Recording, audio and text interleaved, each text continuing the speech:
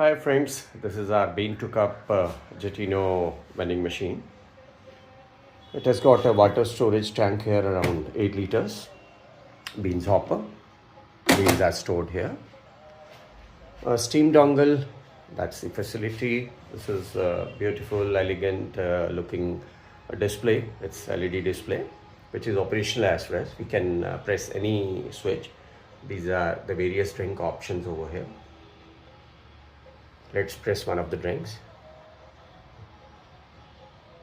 The cycle starts.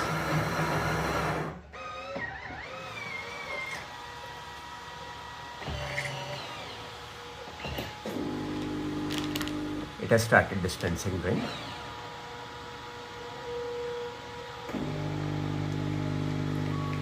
The speed is decent. It dispenses our drink within 45-50 seconds. There's the option of adding milk as well. This is for milk. Good looking, very elegant, compact, does the job.